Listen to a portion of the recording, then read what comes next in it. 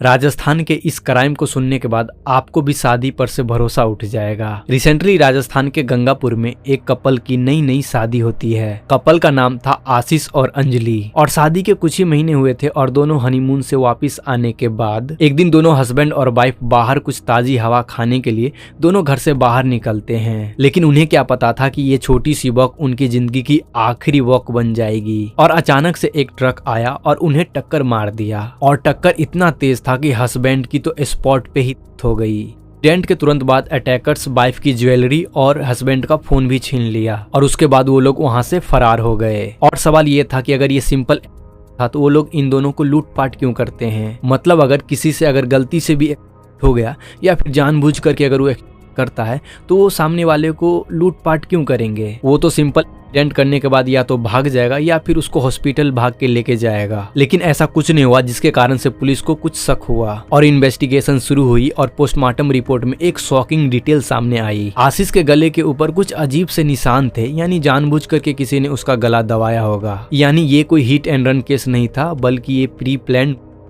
और ऐसा पुलिस को लगा। जैसे तैसे करके इंक्वायरी आगे बढ़ी और इंक्वायरी में ये पता चला कि हस्बैंड यानी आशीष एक प्राइमरी स्कूल का टीचर था और बस 3 महीने पहले ही दोनों की अरेंज मैरिज हुई थी। बाहर से सब कुछ बिल्कुल नॉर्मल लग रहा था। फिर पुलिस डिटेल में अंजलि से पूछताछ करती है। शुरू में तो वो शौक में डूबी हुई थी, लेकिन बार बार पूछने पे उसके बयान मैच नहीं हो रहे थे। यानी जितने बार भी पूछा जा रहा था उतने बार वो अलग अलग आंसर दे रही थी। फिर पुलिस वाले जब उससे सख्ती से पूछते हैं तो वो अपना सारा क्राइम कबूल कर लेती है। दरअसल शादी के बाद वो 16 दिन के लिए मायके गई थी और उसने अपने हस्बैंड से आगे की पढ़ाई कंटिन्यू करने की बात की थी, लेकिन हस्बैंड ने मना कर दिया क्योंकि रिलेशनशिप अभी नया नया था। उसने बताया कि उसका एक एक्स बॉयफ्रेंड था और लगभग 6 से 7 साल से वो लोग रिलेशनशिप में थे और वो जो 16 दिन के लिए मायके गई थी, इस बीच वो छुप छुप करके अपने बॉयफ्रेंड से भी मिलती थी और उसी बीच वो अपने पति को की प्लान बनाई थी। वो लोग इस क्राइम में अकेले नहीं थे, बल्कि उसका पूरा एक ग्रुप था। अंजलि का एक्स बॉयफ्रेंड था और उसके कुछ दोस्त थे और अंजलि खुद भी थी। प्लान सिंपल था, पहले वॉक करने के बहाने रात को बाहर निकला जाए और ऐसा ही होता है। सभी मिलकर के आशीष को गला घोट हत्या कर देते हैं और उसके बाद